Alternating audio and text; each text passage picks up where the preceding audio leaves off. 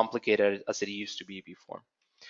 But anyway, so first new announcement from last week, which could be very significant to some of you: no more caregiver LMI applications if those criteria apply. Now you have to use the new pilots. And for instance, for one of our clients, it was very limiting because we had a client who was doing an LMI application, had identified as a foreign worker, but that foreign worker only had high school education. So we were working on the LMIA.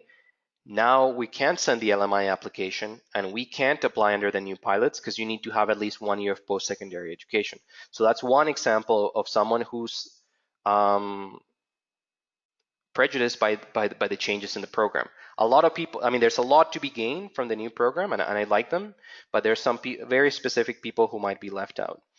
I also see, I mean, it's also a little bit odd because it's a work permit PR application. What if someone only wants to come here on a work permit for 1 year and then they don't apply to, their intention is not to apply for PR? It would seem now that even if they don't end up applying for, even if they don't end up providing the evidence of the work experience and finishing their PR application, the only way to do it through this new pilots is by doing it, by submitting the PR application up front, as we'll see. So it doesn't make sense for caregivers like that. For those who only wanted to be here for a period of time, then go back home or go back to another country, they're going to be forced to apply for a PR application that they really don't intend to do. So that's another group of people where this new pilots doesn't make much sense. On the other hand, I think that's probably a minority of the population. Most people that I know who've come to Canada as caregivers, one of the appealing attributes of doing that in Canada is that they can apply to permanent residence at some point. So I think those that might lose from the new pilots are rather a minority compared to those who can gain and can now bring their families, and they have a direct path to permanent residence as well. Okay, so what are some of the generalities of the new pilots? So the process is going to vary a little bit if the candidate has Canadian experience already and they can apply for permanent residence right away, or if the client does not have any Canadian experience or some Canadian experience. And we'll kind of like go through like the 3 different scenarios. The requirements end up being the same at the end to apply for permanent residence. It just means that if you have no Canadian experience or you have some Canadian experience but not the 2 years, you're gonna be applying for a work permit until you obtain that experience, okay?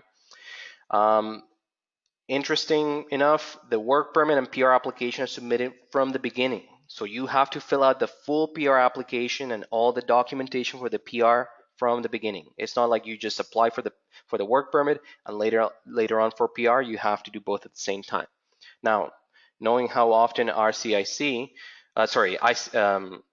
IRCC changes their forms, who knows what's going to happen when you apply for permanent residence now, you obtain the work permit, and then in 2 years, you're supposed to provide the extra documentation for PR. Likely they're going to be asking for new forms. So we'll see how what are going to be the practical issues that come up with doing it this way. But the way that the pilots work is that you apply for PR and work permits at the same time. And we might take a look at the checklist later on in this class. Another interesting aspect of the new pilots is that you're getting an occupation restricted open work permit to allow you to get the Canadian experience that you need to qualify for PR. So there's no longer a requirement of an LMIA. The employer is no longer applying for an LMIA, and your work permit is going to say that you come here as an in-home caregiver, for instance. So NOC 4411, and you can only work on that NOC, but it's not going to be specific to an employer. And I am imagining it's not going to be specific to a location either.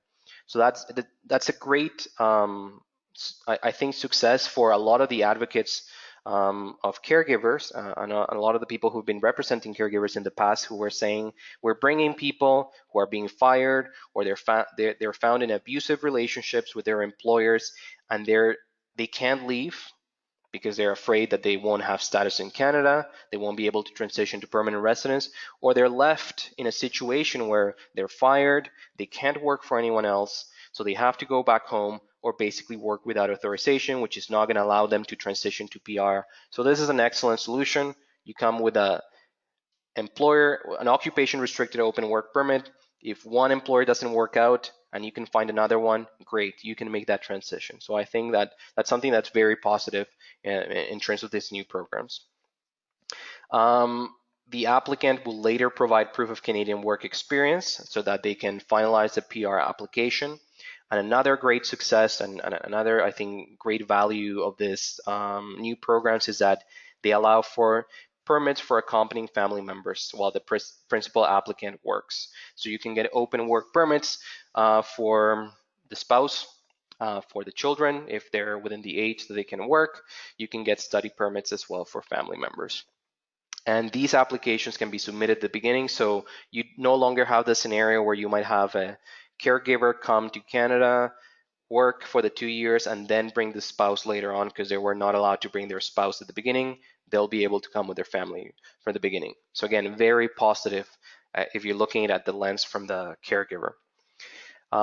Quota, there's going to be a quota of 2,750 principal applicants, so this does not include the family members, per pilot per year. So in total, it's 5,500, if I'm correct, my math is correct, for the 2 pilots. So 2,750 for NOC 4411, 2,750 on 4412 per year. So again, this is one of those things that you want to encourage your clients to apply early in the year. Who knows, maybe come July, August, September, the quota would have been reached, and then you have to wait until the next year to do this process. And since there's no LMIA for caregivers, there's no other way to bring them until next year. So you want to keep that in mind when you do that initial consultation with your clients. Tell them if it's later in the year that the spots might run out. And I've provided a link to the full guideline, which allows you to click depending on the situation of your client.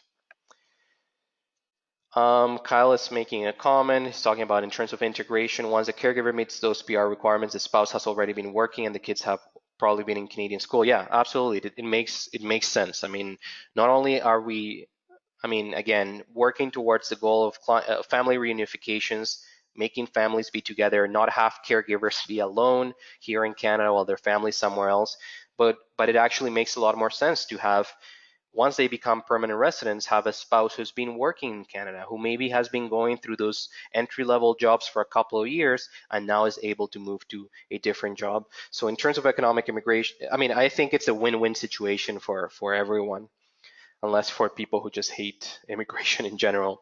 But I think, these are programs that really have in mind the benefit and the well-being of the caregivers and also their family members.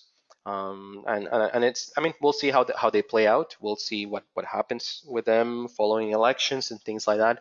But it's pretty exciting program.